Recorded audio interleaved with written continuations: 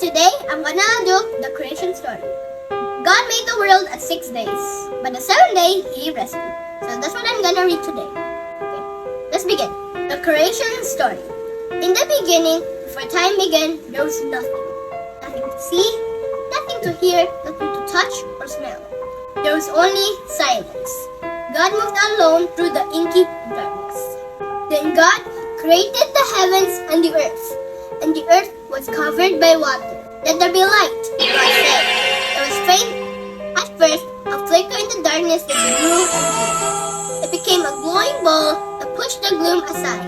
Soft and yellow, then red, pink, and dazzling gold. God delighted in its loveliness. Changing light seemed to have a life of its own.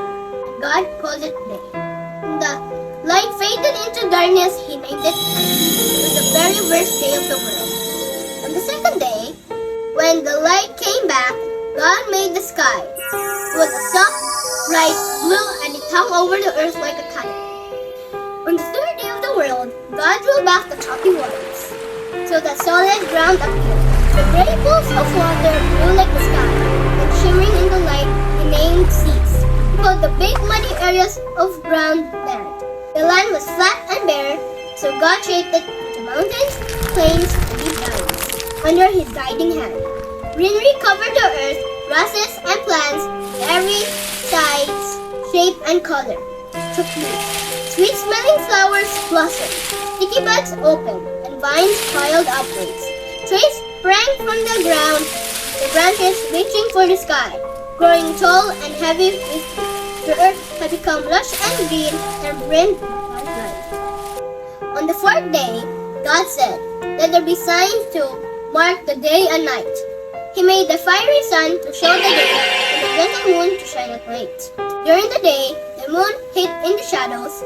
At night, the sun turned its golden face away while the moon cast its silvery beams over the land. God also brightened the night sky with millions upon millions of tiny glittering stars. He felt pleased with the beautiful world He had created. God's new world was a peaceful land filled with flowers, trees, and rushing rivers. But there were no birds to perch in the trees.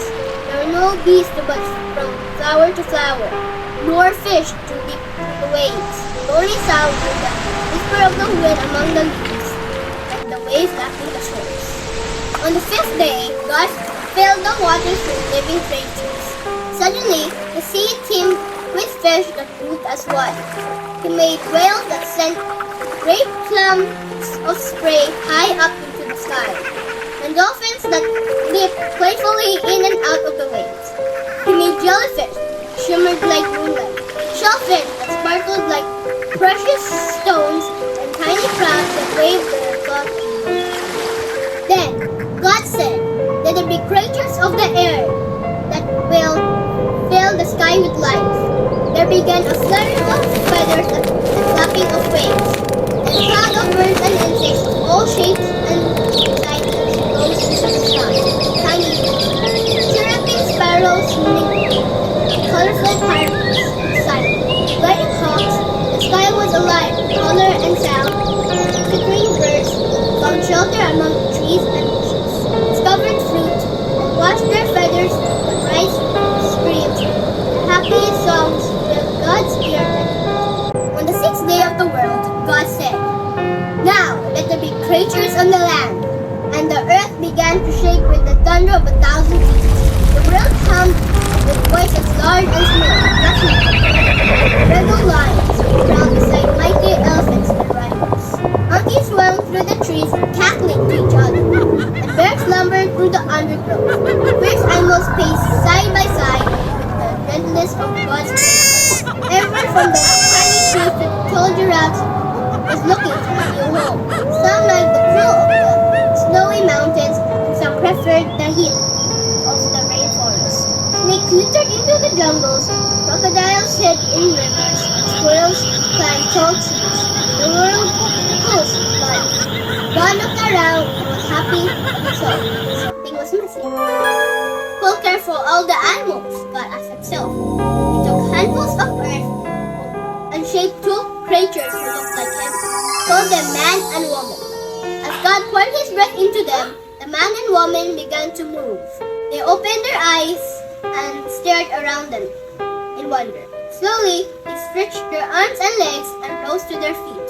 They stood in front of God, holding hands as beautiful and innocent as the new world. God blessed them and named the man Adam and the woman Eve. Your job is to look after the wonders I have created, he said. You will rule over the fish in the sea, the birds in the sky, and every creature on the earth. You will have food to eat and water to drink. I want you to enjoy your life here. God's work was done. The world was every bit as beautiful as he imagined. On the seventh day, God rested. Soon, I'll have a part 2. The part 2 will be Adam and Eve's story. So, like and subscribe! Bye!